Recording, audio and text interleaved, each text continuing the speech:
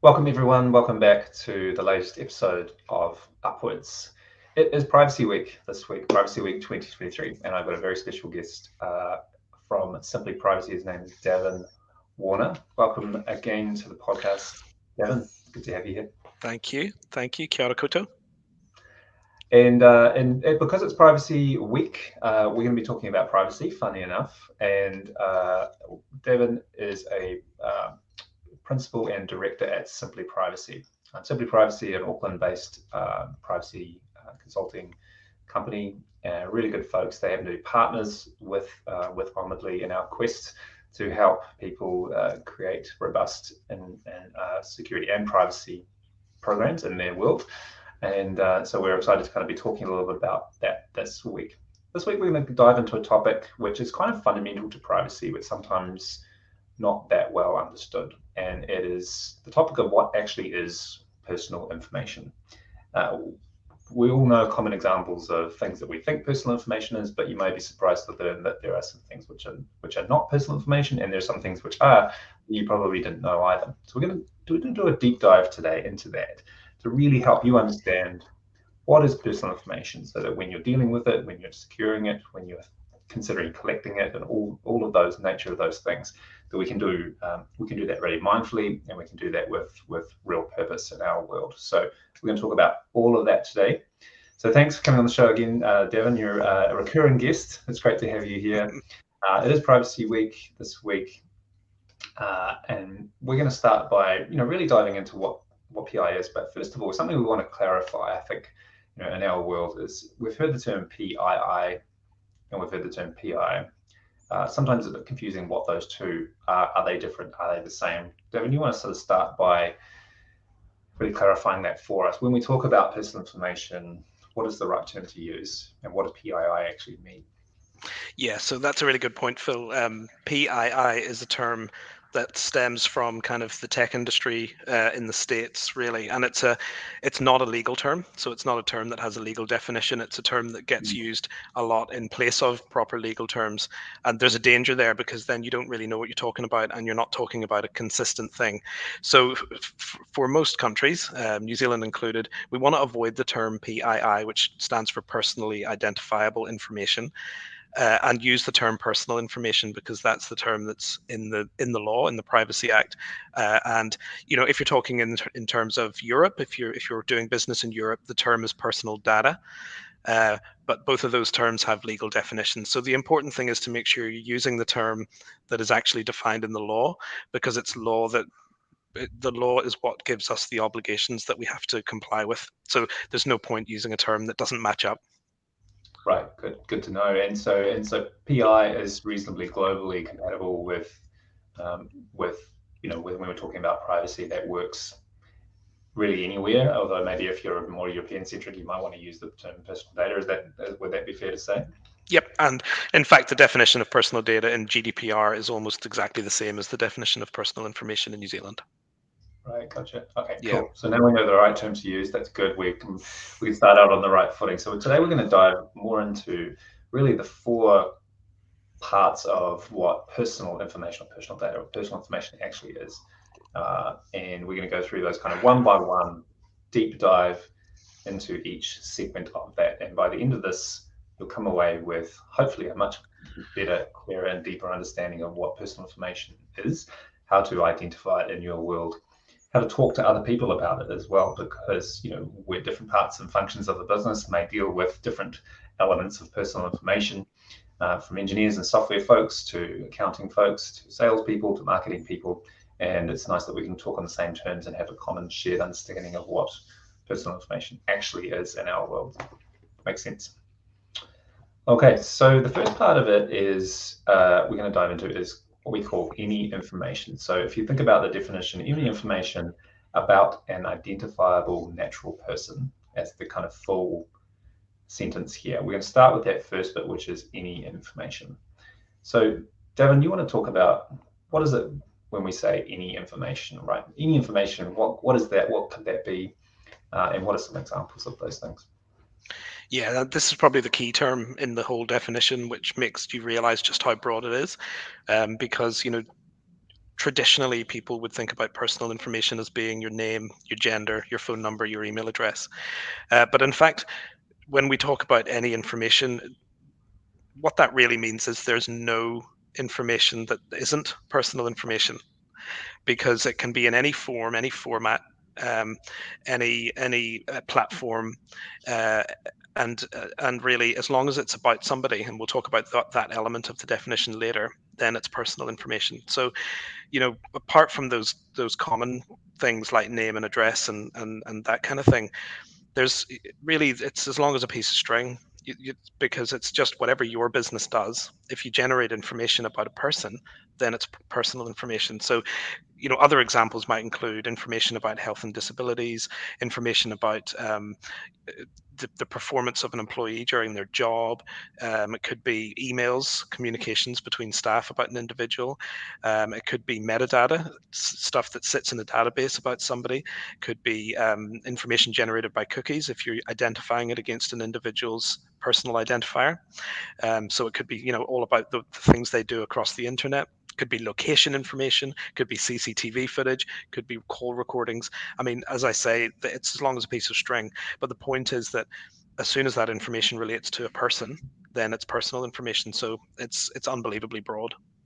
Right, and it can exist in any medium, really, can't it? And we often think, oh, I'm an engineer, so I think about columns in a database. We've got first names and last names and things like that. But it's information that can exist in any cloud application, any internal system, paper, any printed medium, anything, right? Correct. There Yeah, is Eddie, it doesn't matter.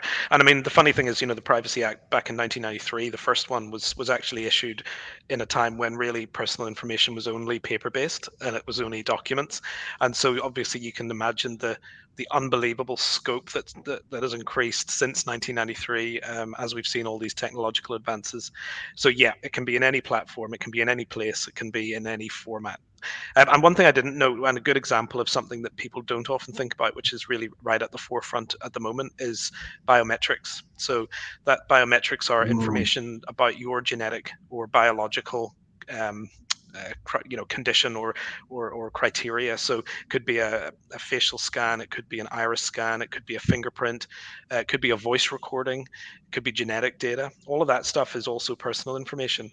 And in mm, fact, it's so incredibly sensitive because, if you use, say, for example, you've got a system that uses biometrics to permit identity, to verify identity. If you have a data breach and someone's biometrics get stolen, it's inherently sensitive because you can't change it.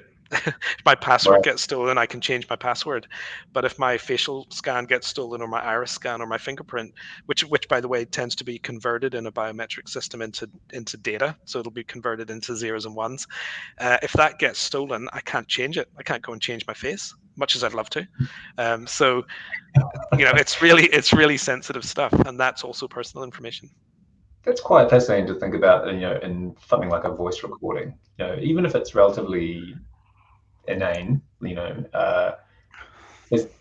that's considered personal information, right? Like if I have a 20-second recording of your voice, I mean, potentially, in the wonderful world of AI and deep fakes and things like that, I could probably just about recreate you in a computer somewhere, which is, getting to that technology exists right now.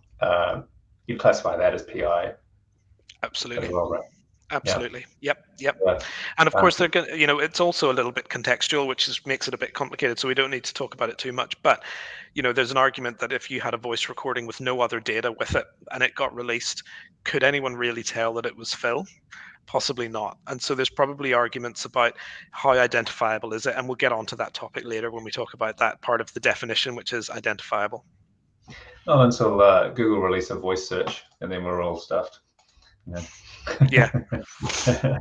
Only around the corner. Okay, that's very cool. So we understand that it's any information that we potentially collect and really control and look after in some sense, right? That's probably Hmm. worth clarifying. Like if it's a file stored in a system that we control, it's data that we principally control or have access to. Yep. Yeah. Yep. Yeah. And so you got to remember that you're the custodian of that. Yes. Yeah. Absolutely. So the next part of that sentence, so we talk about any information about an identifiable natural person. About And so that's really, really critical, isn't it, as well? Because it can't just be, it has to be about something, right? Yeah, and I think where this becomes, it seems simple. Yes, if it's something that sits in someone's file, or you've got something that's sort of tagged in your system as being about that customer. Say you've got like a lovely customer centric. We just lost you on mute there for a second, Devin. Sorry. Can you got me Yep. now? Yep, no So worries. say you've got a customer centric platform like a CMS system, and you're tagging all this information that it's about an individual. That's one way that you determine that the information is about someone. But there's also, there's going to be some circumstances where information might name a person, but it's not necessarily about them. And there are some examples about that, Mm, like, you've had an employment dispute, and there's an email chain of information about the employment. So Phil, you've complained about your boss. There's a chain of emails about that complaint, but eventually that chain of emails becomes about the boss, not about you. So they start discussing, the fact that the boss hasn't been performing very well recently, and other people complained about him, and it might still have Phil's name in the subject line, but actually that email is not about you. And so that's not your personal mm, information anymore, because it's become only about your boss. And so there's always, you've got to always have this kind of slight check in your mind, particularly when you're releasing information. For example, someone makes a request for their information under the Privacy Act. You got to make sure that what you're releasing is actually about them. right. But then there's others obscure, cases where information that might not seem on its face to be about someone actually is. And a good example of that is insurance. And we've seen a lot of that recently with the floods in Auckland, is where you get a report done on the flood damage in your house, and then you go, actually, I want a copy of that. And so you use the Privacy Act to go and ask your insurance company for it. There's been quite a few legal disputes about whether that's personal information about you, or whether it's technical information about your house, because technically it's not about, it's not about me. But what the law says is that because that information has an impact on my legal rights, then it is information about me, even though it's actually technically about my house. So it's a kind of a constant spectrum of, is it or isn't Mm. it? And it's not So there's, always as simple as it might seem. so there's almost that second degree effect where is it the information explicit? If you look at it at face value, it may not be about me, but it affects me Yeah, quite and that can deeply. then make it your personal information again, funnily enough. So Right. it is again all about context. Another good example, actually, just quickly, would be people use the Privacy Act to ask for information that they've generated when they're working. So there's an employment dispute, and someone says, "Can I get a copy of all the emails that I sent as part of my job? Marketing emails, whatever they were." And that's not personal information about that person, even though they may have generated them as an employee. It's about their work. It's not about them. So again, Mm. it's all about context. So, So it's interesting to think about. Sorry, yeah, I'll let you finish your point. no, that's right. That's right. So, information that affects you. So it might be, so if you've got information about someone's parents and about their context and whether, where they grew up and all this sort of thing, you could reasonably deduce that there's a lot of information about the individual, the child of those parents. And so that starts to get into that area. Well, actually, maybe it is personal information about that individual. Yeah, Even though absolutely it doesn't right. explicitly mention them, it's actually about, it actually sort of names completely separate people. But by process of, of what you were talking about, it ends up being PI. Yep. Yep, exactly. And so it's really complicated actually. It's not as simple. I mean, for the most part, Mm. those kinds of edge cases don't come up much. For most organizations, they build a profile of each customer, and they attach information to that customer, and it's not as hard as that. So it sounds like the key takeaway for folks listening here who are wondering, okay, how do I think about this? Is if this information is principally about somebody, whether it's explicitly mentions details about them or whether those details can be sort of deduced to be about them, then it's about them. But if it's just in the process of the nature of doing their work or something else, it may not be explicitly about them. Correct. That's So it. when collecting information like this, think about how that information can be used to to be about an individual. That's right. Um, That's a good point, and that's the context thing.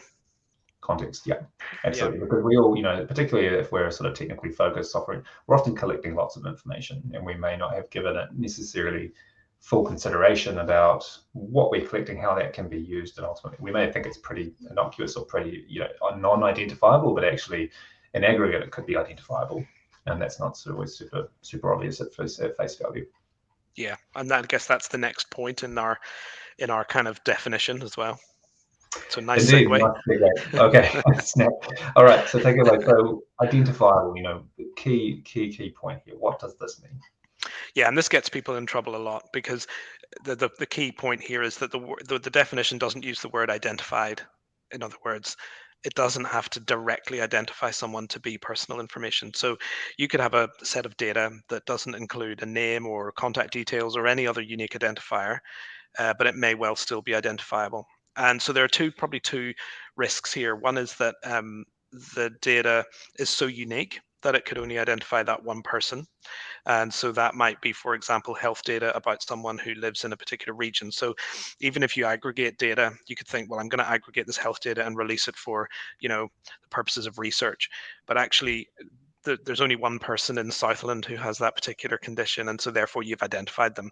And so there's that one thing, which is that data can be unique. The other risk here is that when you release data, it could be released into an environment where other data exists that can allow people to re-identify it again.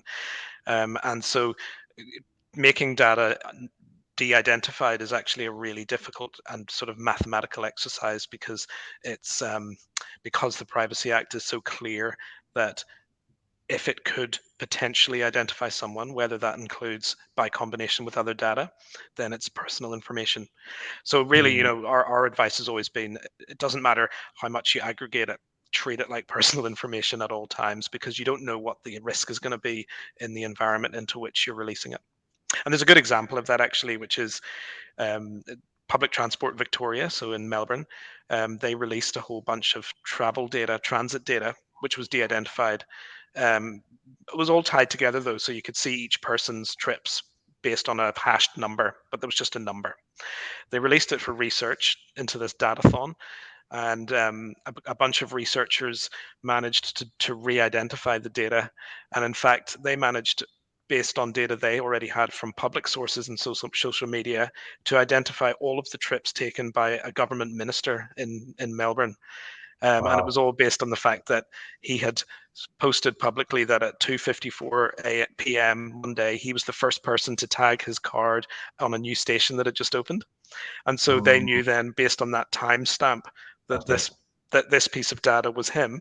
And then they found out that he went to all these other places and were able to reveal that he did some pretty nefarious stuff as well.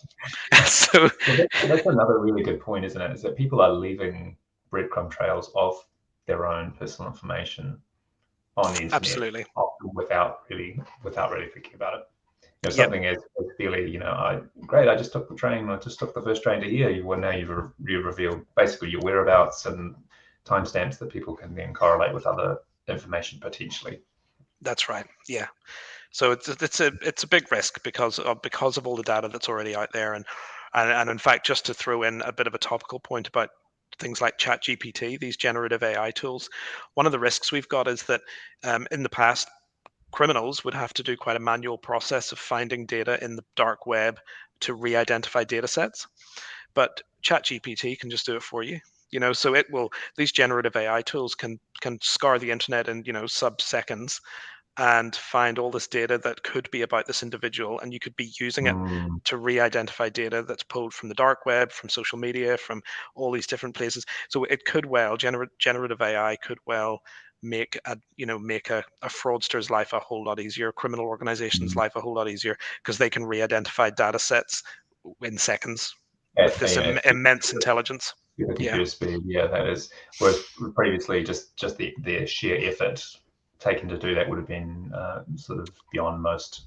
yeah, Now, and now, somewhat yeah, inhibitive, really. Yeah, yeah, yeah, and I've even heard of people, I know that sort of it pulls it aggregated a lot of stuff across the web, but there have been specific people's personal information surfaced through ChatGPT, through the results, as well. So don't, it's not sort of somehow magically anonymized every time you do something. I just wanted to touch a quick on a point. I've heard a couple of people say, well, we scrub our data or we anonymize it, but there's a really, really good point that you raised earlier is that even if you anonymize certain fields or certain columns in a database, it doesn't mean that information is de-identified. yet not And necessarily. not necessarily, right? And Yeah. and there's some famous examples of like even I think Yahoo maybe had a search history breach a long time ago, famously, which it shows something like an hour or 2 hours or 2 weeks worth of search history prompts, essentially that people had entered, and you could people were being identified as individuals just literally from the search histories that they were typing into to Google. And also, I think it was one of the sports apps. I can't name it, but I can't think of the name. But basically, they released anonymously everybody's running routes, all over the world. It's sort of as an effort to say, look at all the amazing people using our app, and look, they're all running in these amazing locations. And it was quickly sort of discovered that you could identify individual people quite accurately through through where they were running, and including places that people didn't think that there were anybody actually there. And can you imagine the harm? There's a huge privacy breach because they effectively released this information which they thought was just anonymous, right? Running routes, it could be anyone, but in actual fact, you can reverse, you can identify, you can de-identify, you can go through an identifiable process with that, and in some cases target individual people. Yeah, and I mean the harm there. If you think of things like domestic violence cases where someone wants to work out where someone runs so that they can attack them. I mean, it's not difficult to imagine scenarios where that could be really harmful. Yeah, indeed. Which kind of brings us to our last part of this. So the full sort of wording is any information about an identifiable natural person. This is the last sort of part of this definition. Obviously, it's about people. Do you want to talk a bit about on the nuances of that? When we're talking about PI, we're talking about a natural person. Yeah, sure. And so this term, by the way, so the actual definition in the Privacy Act in New Zealand, for example, is any information about an identifiable individual. But individual is defined as a natural person other than a deceased natural person. So I thought it was easier to bring that right in up front. And so individual is the term that we use, but natural person is what an individual is. And of course, a natural person, it doesn't mean someone who's just really into yoga and vegan food. It's a natural person is a legal term, and essentially a natural person is any person that isn't a legal person. And a legal person is someone who is, for example, it's someone who's created by law. So it could be a company, it could be a trust, it could be a government department. Those are legal persons, and natural person is someone other than that. It's flesh and bones. It's a real individual. And so that means the Privacy Act doesn't apply to any information about companies. It doesn't apply to, stuff that could be deeply commercially sensitive, and you definitely don't want it to be released. Your earnings, your projected earnings, your share prices, all this stuff that's really, really sensitive to a company, your trade secrets. None of that stuff's protected by privacy laws because privacy laws are designed only to protect information about natural people. Natural people, right? Individuals. Okay, and when you mentioned the deceased thing, do they no longer fall under that definition of natural person, like in terms of privacy, or are they Yeah. still So no. So generally, privacy laws don't apply once you die. So your data is no longer protected. And part of that reason, part of the rationale for that is because technically you're less likely to be harmed by a privacy breach if you're dead. Now there's one exception to that, and that's health information. So health information is specifically the privacy, the disclosure principle around don't disclose information specifically applies to health information even after you die. And that's kind of that idea that your mana continues, and you don't want information that's very, very sensitive getting out into the public realm even after you die, and it could impact on your family and all this kind of thing. Yeah, I'm going to say it's not hard to see how that affects other people, obviously more than the deceased person themselves. That is obviously highly sensitive, and I mean to be fair, probably even if other information could affect the family, if it's information that wasn't particularly that's not great being in the public domain, you can imagine that as well. So when and that's a really good distinction. It's not just sensitive information about an organization, even though that information certainly needs protecting as well. And we have great controls. We do information security around protecting all of your data, including your PI data. But it's with information security comes at more of a lens of we need to protect the confidentiality, integrity, availability of all of that information, not so much around are we actually collecting the right information. That's a sort of a different discussion, you know, and particularly when it pertains to PI. That's right, and I think just obviously information security obligations and requirements apply across the board for any organization. Mm. The reason we have a privacy side to think about is because it's required by law. So there's no, generally there's no legislation that requires you to keep commercial data safe, company data safe. That's all because you want to and because you should.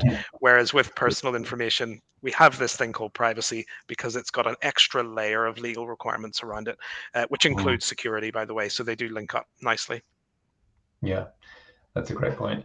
And sort of dabbling in the future gazing here, Devin, do you foresee a time where there is more legislation around, keeping information safe that's not just PI? No, because I don't think the government has any interest. Privacy laws are human rights laws. That's where they've come from. Right. So the idea is that privacy is a human right, and we don't have the same rights for companies for good reason. The point about companies is transparency is more important. The more private a company is, the more likely it's getting up to no good. Is kind of the way that regulators would think about it. So, no, I don't think there will ever be any requirement by law to keep company data confidential. Because companies don't have human rights. You meant as we've been sort of talking about this, I know one of the things you've sort of mentioned, in some of the documentation you've written is that some privacy laws, such as GDPR, make a distinction between personal information and sensitive personal information. Do you want to talk a little bit about what that means? Yeah, sure. Most other privacy laws, GDPR is one, Australian Privacy Act is another, have a separate definition for sensitive personal information, or special categories of personal data is what they call it in the GDPR. And so this is the idea that there's a whole nother sort of subset of personal information that's really sensitive. So things like racial or ethnic information, health information, genetic information, information about your sexual orientation, criminal convictions, these kinds of things, biometrics, these all fall into this kind of carve out of even more sensitive, which means you have to protect it even more. You have to, in Australia, for example, you can't collect or use it without explicit consent. So there's these other things that get attached. In New Zealand, we don't have that extra definition.